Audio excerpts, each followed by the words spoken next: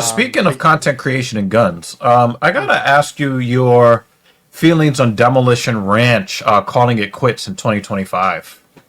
Shit, dude, it's funny because I really liked his channel, and I think that it was some lighthearted fun. He, did a lot of wacky stuff.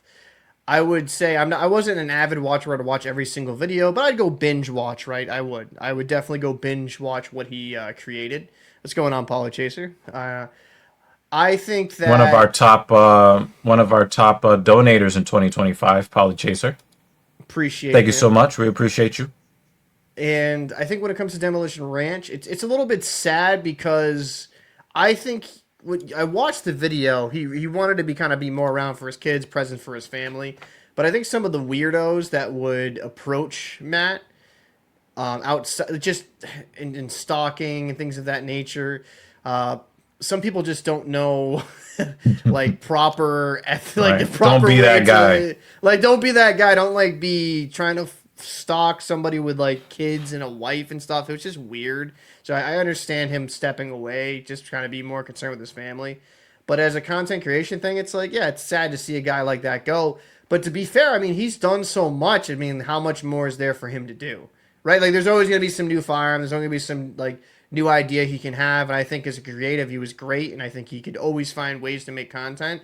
But considering the legacy that he formed, I think it was probably appropriate, a good time to step away, And who knows, maybe he comes back a few years down the line. I know you definitely would have a ton of fans that'd be willing to partake in his content. I mean, there was, and this is not Demolition Ranch, but it's Outdoor Boys, right? That guy, massive following. You know who that is? The guy that goes into like the wilderness and camps and things of that stuff. Have you ever seen any of his No, I've seen videos? the videos of those types, but I don't know the content creator. Oh, but he had a massive following and he stepped away, and I think he made a video like a month or so ago, but he was kind of stepping away from YouTube just because of, he wanted to have a healthy family life balance. And he actually even said he doesn't think it's healthy for someone to be put on these massive pedestals, have this much of a following and be like a celebrity. He just doesn't think it's Hmm. healthy for a human being. But so I think with some of these creators, I think they make the right decision because when you reach that certain height and you get millions upon millions of views, the money's great. But at the end of the day, if you can secure yourself financially for the rest of your life and you know spend more time with the family, I don't think that's a bad thing. But yeah, it did suck seeing Matt go. It did suck. My viewpoint on it is I get and of course I don't have any inside information. I don't know that, but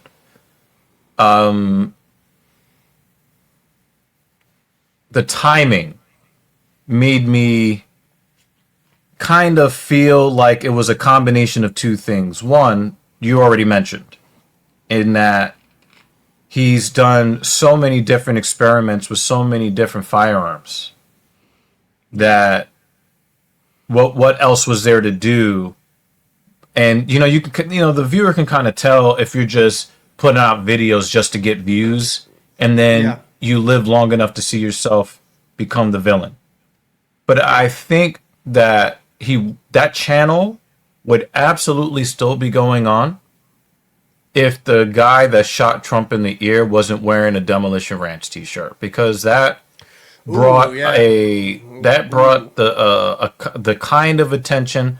And Matt really did work really hard to try to Not be keep political. his political opinions to himself.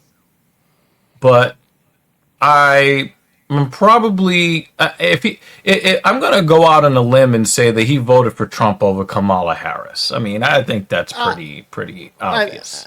I mean, Uh, who knows? so so You imagine know. being a Trump supporter, a quiet Trump supporter, and somebody that tried to take him out was wearing one of your t-shirts, and then now you, who have worked really hard to stay politically neutral on your channel, to keep your channel just about guns, and now you're probably getting some hate mail just simply because some asshole decided to wear a t-shirt that happens to have your brand on it, and now they're linking that to you. And I think that probably just made it a little bit too difficult for him to continue on in the limelight with that just happening, about a year prior to when he quit doing YouTube. I mean, I could definitely see some rational. I'm not gonna say who he voted for because you don't know. I mean, who knows? You never know. Maybe he was a big Kamal person. You don't know, right? Absolutely not.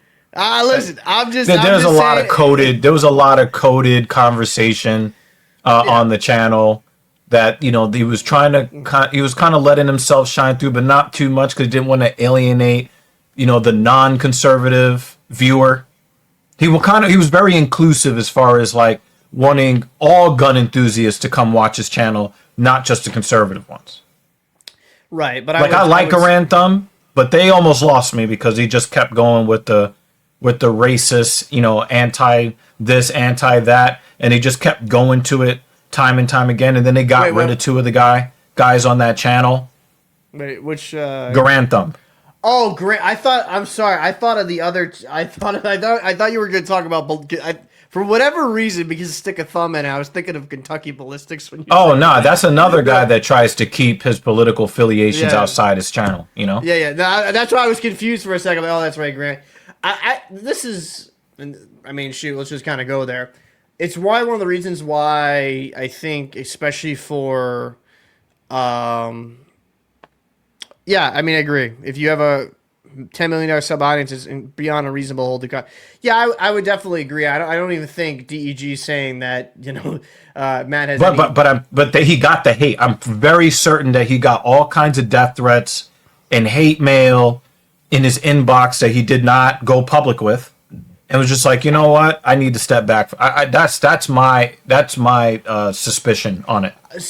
But I would agree with that. I think that he probably got some pushback in the regards of like some trolls or hatred and stuff. And it's like, if I'm Matt, if I have this much content I've made, millions and millions of people, like made millions of dollars doing it, like, what am I gonna deal with this? Like, I'm good. Nope. I can kind of retire and live life and be happy, And he could go back to being a veterinarian, go back to, healing animals and he's already gotten all that YouTube money. Like, he doesn't have shit to worry about.